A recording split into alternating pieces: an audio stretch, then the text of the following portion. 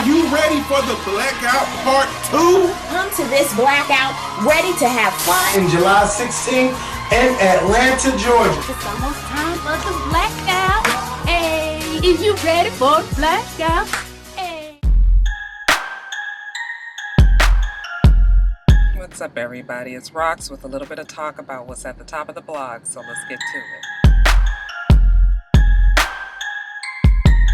Alright, you guys, first up, before we get to the video, got to tell you guys about the Blackout. You guys don't already know, which most of you should by now. The Blackout 2016 is an event with all of the not all of them, but many of your favorite black YouTube vloggers. We all have a great big day party that we get together in the summer, July 16th to be exact, at the Crow's Nest out here in Atlanta, and we have us a show enough good time, you guys. It's a stone cold groove, as I always like to call it. Today actually is the last day that you're able to buy tickets at the discounted rate of $20. They will be $25 at the door.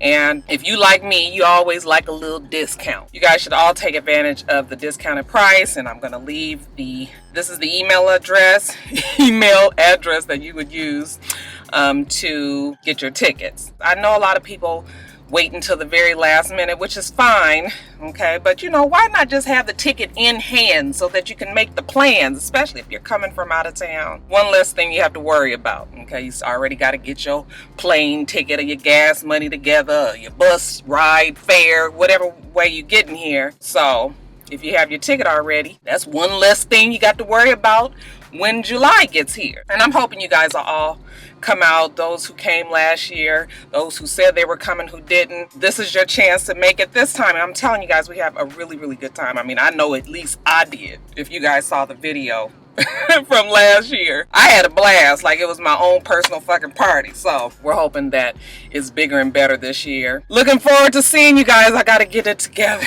you guys. I got cramps. Okay, that's all that needs to be said. Shit, we gonna get through this video though, you guys. So let's get to the gossip. Oh, before the gossip, we always try to put a little, you know, sensible shit in there that we can learn something before we let our brains get turned to mush by the entertainment gossip. So today we're going to talk about House Bill 757, which is really just a bill that affects Georgia right now, but in the long run it could affect all of America. It's called the Religious Liberties Bill, and it was a bill that was trying to be passed out here in Georgia that would have given faith-based organizations the right to deny services and jobs to people of the QNSPLRT community. Supporters said that it was a religious freedom bill. Businesses should have the right to serve who they want, when they want. Supporters, of course, was calling it the anti-gay bill. Many companies had threatened to pull out of Georgia any business dealings if the bill was passed, and after extreme pressure to Governor Deal, he decided to veto the bill. And quote, he said the reason that he did, actually this is not a quote, but Deal said that the character of the state, which is kind and welcoming and generous and inviting, was more important than any type of discriminatory law like this. He feels like he doesn't have to pass a bill like this for people to do the right thing. Most people say that he was pressured by businesses. Georgia would lose a lot of money if people decided not to bring their big business corporations here. They said the nail in the casket was when NFL said that they would not bring the Super Bowl to Atlanta if the bill was passed, and that was enough for Governor Deal to veto the bill. So people were worried that it was going to go through. Evidently there is a bill in North Carolina very similar to this one that did pass, and they have all these lawsuits and things that they're trying to get it overturned or whatever it is that they do out there to change the bill over. So, but yeah, Governor Deal, he did decide to go against this bill. So what'll end up happening is people will still continue to discriminate against those that they don't want to work in their businesses or things like that. It'll just be that they won't have any legal backing behind them. You guys give me your opinion on that anti-gay bill, or should I say the Religious Liberties Bill. Do you feel that Governor Deal made the right decision in vetoing the bill? Do you believe that his reasonings for vetoing it is really what he felt, or do you feel that he felt the pressure of businesses, okay, saying that they wouldn't do anything here if Georgia decided to pass this bill. Y'all leave all your comments about it below. Okay, you guys, your boy D'Angelo Russell. If you don't know who D'Angelo Russell is, he was the #2 draft pick point guard in the nation for the NBA, and he was picked up by the Los Angeles Lakers with a lot of hope that he would be the new Kobe Bryant. You guys know that Kobe Bryant is retiring after this season, and Lakers, who have been having many struggle seasons, you know, this D'Angelo Russell was the beacon of hope. He was the light at the end of the tunnel, and we were hoping that he was going to be the one to kind of bring the Lakers back to their heyday, you know, with some grooming, of course, not putting that much pressure on, but a lot was expected out of him. Mr. Russell is 19 years old. He's a young boy, has some growing up to do.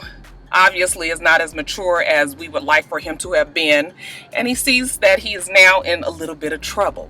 He was talking to his fellow classmate, fellow teammate, Mr. Nick Young, and in a conversation that Nick Young thought was just between the two of them was actually being recorded. And in the conversation, Nick Young mentions that he was unfaithful to his fiance, Iggy Azalea, and he talks about how he, you know, did this with this girl, you know, it's the after the club girl, nothing serious. He didn't do anything with Amber Rose because she knows Iggy, you know, he ain't trying to mix it up like that. And at the end of the video, Russell says, "Oh yeah, thanks for telling my video that." And that's when Nick Young turns around and is like, "What?"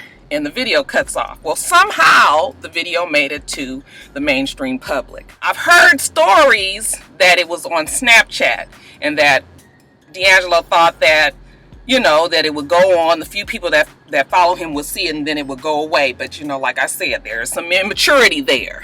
Okay. For whatever reason, Mr. Russell didn't realize that anything that is put on the internet, I don't care even if Snapchat says it's only there for 24 hours. Even 24 hours is a long time. And people can pull the video. And that's what happened. Well, I'm not sure if that's what happened, but somehow the video is public. Neither Nick Young nor D'Angelo Russell is saying that they know how the video got public, but now it's out, and probably couldn't be at the worst timing since we know that Iggy Azalea has a CD coming out. She doesn't need this type of publicity, especially because everybody is already all over her because of all other shit. We had heard that she and Nick Young had pushed their wedding back, and up until now, people thought that maybe it was because her album was coming out, and, you know, she was going to be touring, and then the season was going to be starting, and, you know, so they had a lot going on, and she was going to have to wait until after the season is over next year. Now we're thinking that maybe they're pushing it back because of this indiscretion that has made itself public. We know that Iggy has seen the video. I mean, you'd have to be crazy not to have known it was existent at this time. You know, she actually even tweeted that she saw the video and she was thankful for Russell to it. D'Angelo Russell to it for it. You guys, I'm sorry. Now Mr. D'Angelo finds himself being isolated from the team. At least that's what the sources are saying. The team doesn't trust him.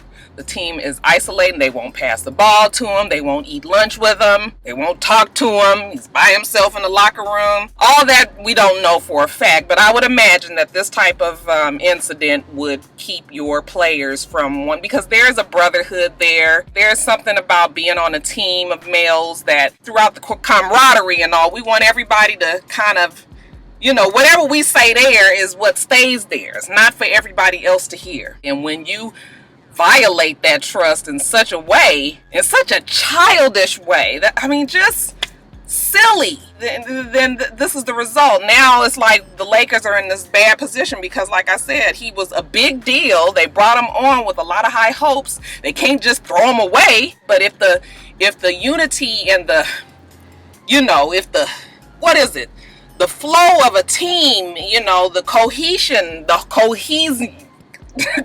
the cohesiveness of a team needs to be there. Even if it's the star player, a lot of times people can't come out from under it. Now, there are some exceptions, and we can think about Kobe Bryant, and when he was in a very similar situation where he tried, you know, well, not where he tried, but he ratted out Shaq and all his indiscretions.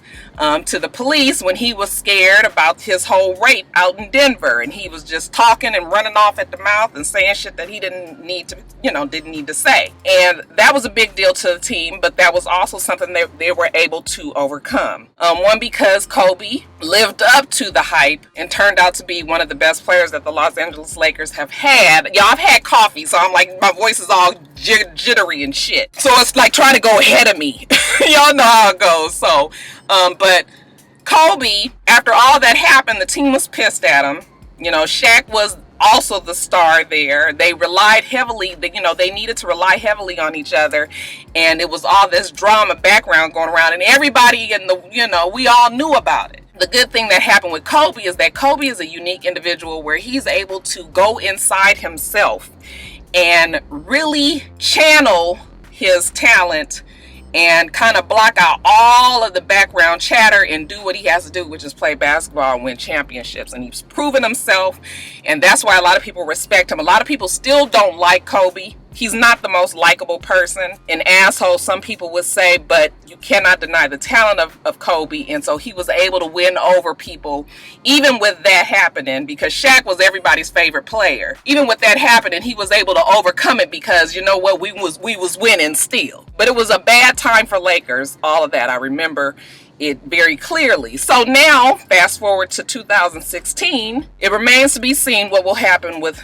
D'Angelo Russell. Kobe says, that he did give him some advice. You just kind of have to wait for this to pass. The team is probably upset right now, but they'll get over it. Kobe can't really say anything more than, you know what, you just got to ride it out. You make mistakes, you're young, you don't know, and it is what it is. Russell said that he regrets it. Nick Young said that he would prefer to handle it behind closed doors privately. Byron Scott said, yeah, shit like this happens, but you would hope that it would just be internal. When it gets out public, it's even harder for everybody to deal with. Like I said, the internet, you guys, social media is the devil. We get so caught up in wanting to share, that it's unfortunate that this is the result for a team that is already very, broken and shaken down and just needs something to bring them back up. They didn't need this. So it's bad for everybody all the way around.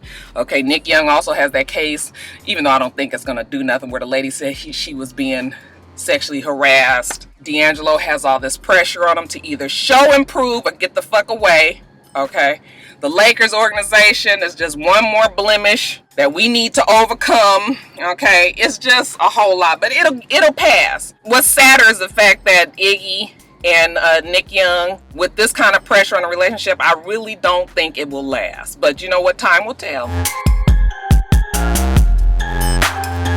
Next up, you guys, KMichelleVsAngelaYee. So KMichelle was on The Breakfast Club the other day, and she had an interview where they were talking about, amongst other things, her new album and just, regular KMichelle interview with radio DJs. KMichelle took the time, though, to kind of read and blast Miss Angela Yee on a previous interview that Angela Yee did with Mano and some other gentlemen, where they talked about KMichelle's pussy stinking.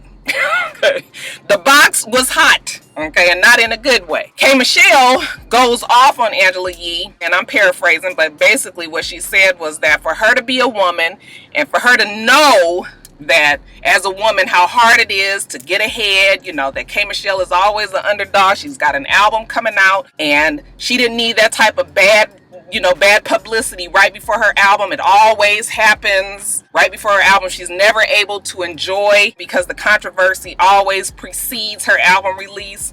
But yet and still, even though that happened, it didn't stop anything that her album came out. I think she said it was #2 on the charts and all of this, okay?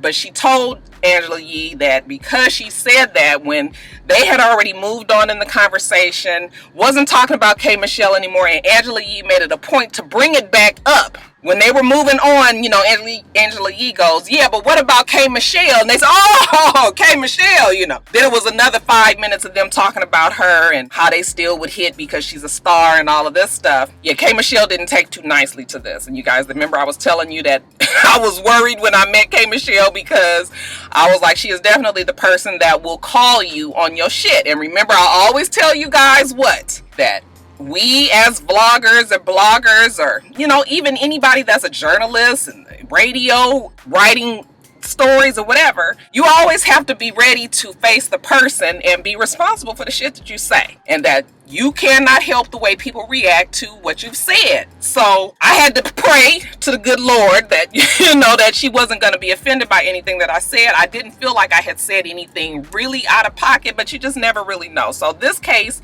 with Angela Yee, she went off on Angela Yee, said that she ain't gonna fuck with her no more because of that. And Angela Yee, she said that she couldn't really remember the conversation, that she needed to hear it, and once K. Michelle left, they played it back.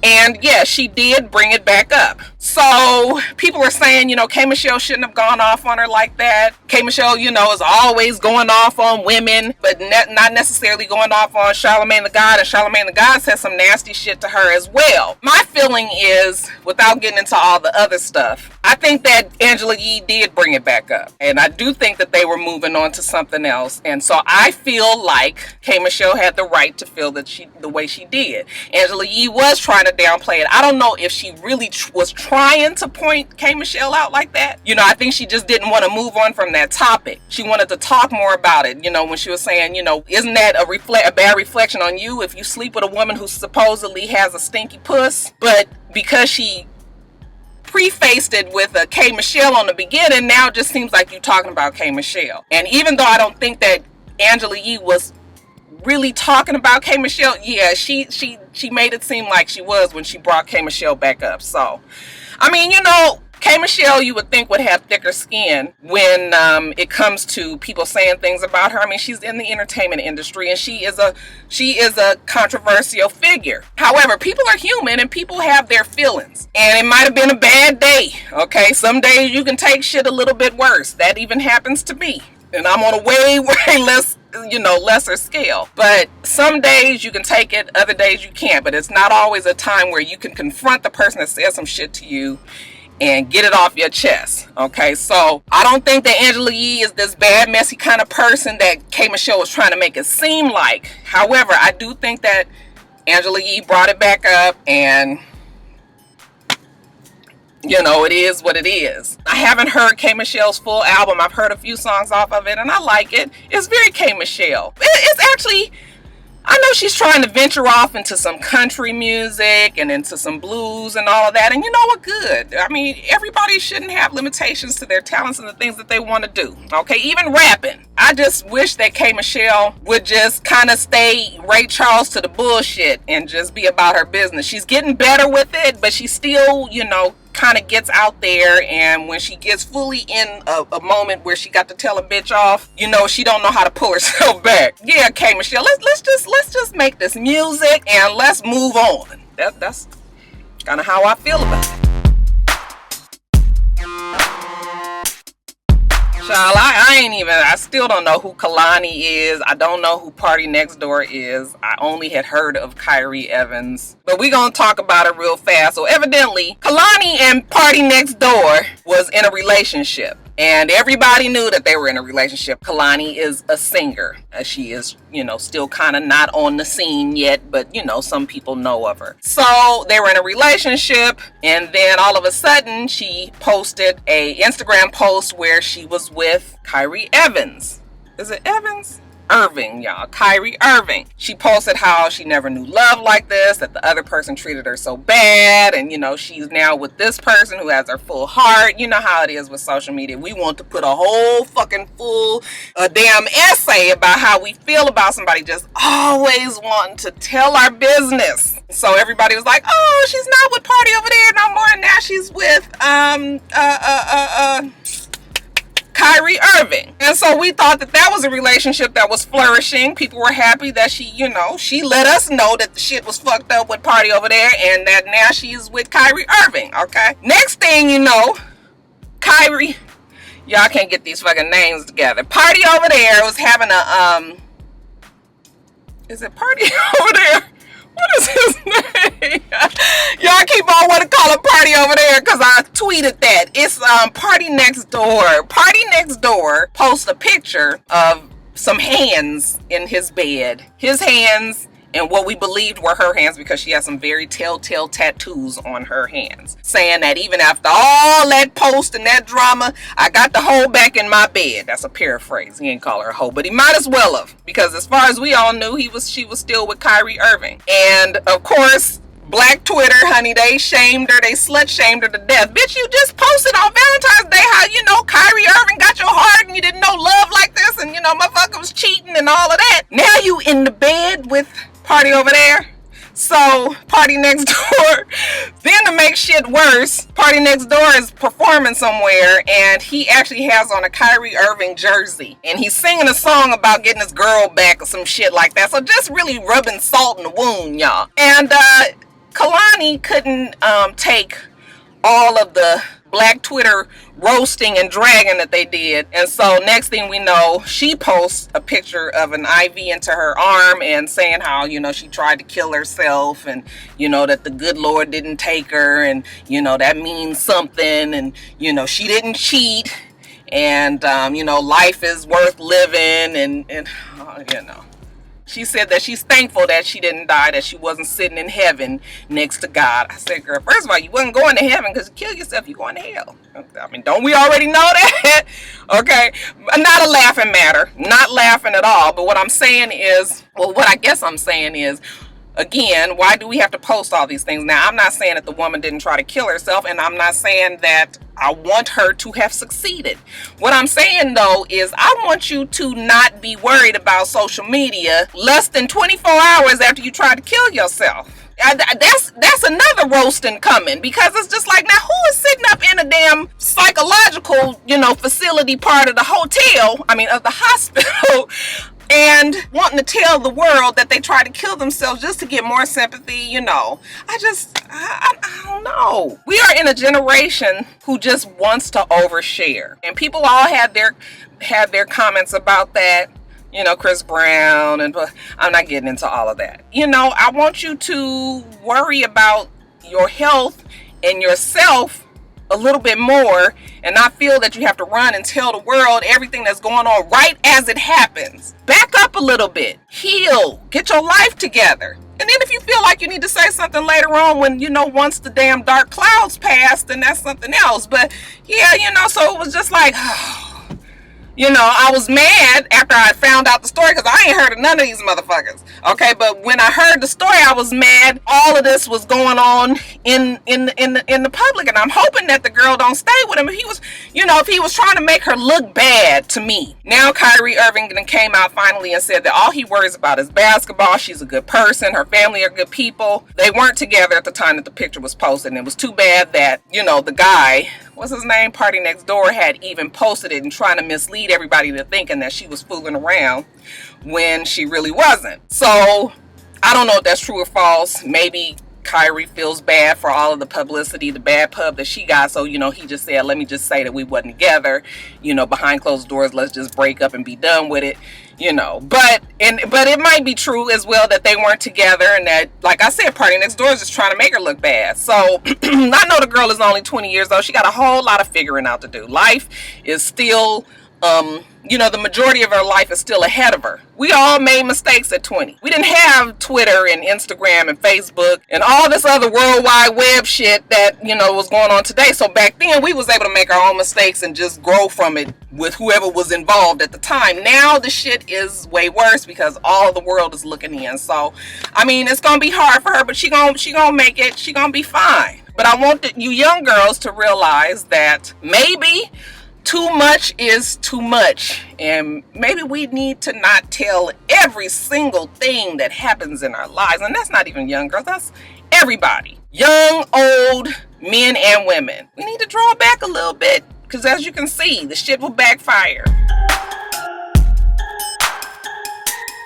Another example of living your life in the public a little bit too much is Karine Steffans, better known as Superhead. I know she doesn't want to go be known by that. But Karine Steffans and Columbus Short, you guys remember we talked about in Top of the Blogs a while ago that those two were married. And supposedly things were going well until the other day. Karine Steffans posted on Instagram a video of, looked like maybe it might have been a living room or a family room with clothes thrown all over the place, luggage opened, you know, haphazardly. Her fussing at Columbus, and Columbus sitting in a chair with his hoodie drawn and looking down, kind of looking like he's trying to gather himself before he get up and strangle this bitch. And she's saying, oh, what's the matter, Columbus? Is everything okay? You feeling all right? Oh, okay. And then, of course, the comment underneath said that, you know, whoever wants Columbus, come get his cheating ass. She names 2 women that he supposedly fucked, and she was done with them. So I don't know if I was surprised that something like that would happen. These are 2 people that we wouldn't say are, you know, we wouldn't consider the most stable. But the situation is sad because I think that both of them are actually very smart. I think that Corinne Steffens just has a lot of baggage with her. But I actually, when you hear her speak, gosh, she's able to speak well. And she, you know, she's been successful writing books and all of that. So, I mean, of course, it's because it's very salacious and all, but in her core, I feel like the girl is actually pretty smart. And it's in the same with Columbus. I mean, we know he's a triple threat. He can dance, he can sing, he can act. What was I trying to say? Yeah, dance, sing, act. He's a good looking man, but he also is, you know, he's got some mental issues. He's, you know, drinks a lot. He's on drugs. That's why his life has spiraled into the point that it is now. So when we was putting them 2 together, we was like, okay, this is kind of like putting, you know, this was like putting 2 real flammable liquids together and waiting for the combustion. Is that a word? Waiting for it to combust. And it did. Everybody was like, okay, well, now they ain't together no more. I never was surprised that it happened. Now we getting a post from her saying that, you know what, forgiveness is love or something. Forgiveness of sins is love, and basically says, and she posted this whole long thing saying how he has a drinking and a drug problem, and, you know, that makes shit worse, you know, and that's also what causes these bad habits that he has, sleeping around and all that. But she's going to forgive her husband. She's going to be there for him as he's got to make the decision to get himself well, you know, all the good things that a wife should say about their husband. But it's just like, again, it's just like you guys are just putting it all out there. You're putting it out there. And it's making people feel like, yeah, well, this is a bullshit relationship as well. And it's too bad because Columbus, like I said, he's good at what he does. I just wish that he's able to overcome these demons. You guys, and then in quickies, Puffy, also known as Sean Combs, he is opening a charter school in Harlem. Okay, it's scheduled to open in the fall of 2016. They're saying that it was approved back in 2014 quietly. Sean Combs was involved but didn't let his name get out at all. But now that it's here, the curriculum will be modeled after a year-round school in Hartford called Capital Preparatory Magnet. And that school has very high school graduation rates and college acceptance rates. So very, very good. I mean, say what you want to say about Puffy. He's making a difference, and I think that's wonderful. Cat Williams ain't getting into no whole long thing. He was wanted for assault for the 17-year-old boy. Fight him and the boy both. Cat Williams has turned himself into Hall County, so Cat Williams is now in jail for that fight. Halle Berry joins Instagram. She wrote this long floral, you know, paragraph about how she wants to share her life, and I said, bitch, all that for Instagram.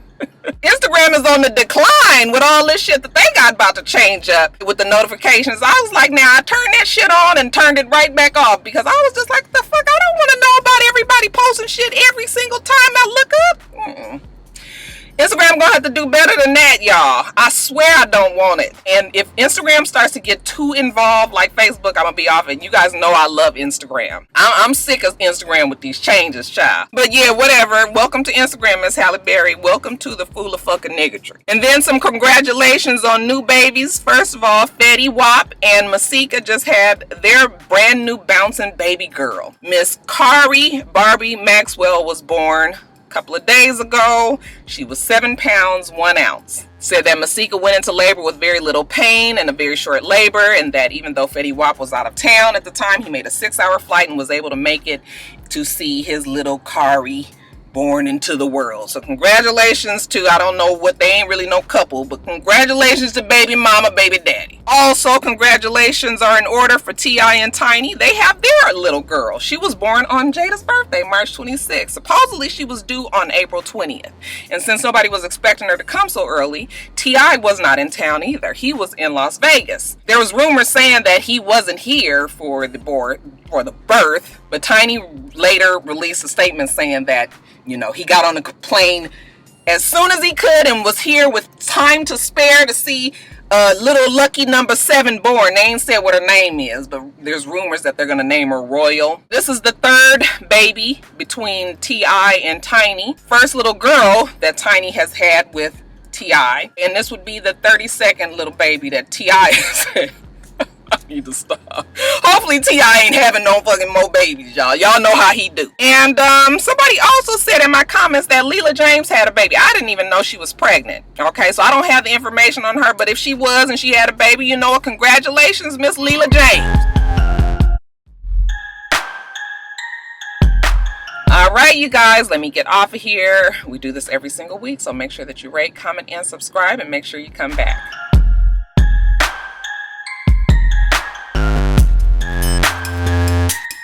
Until next time, Roxstars. Bye.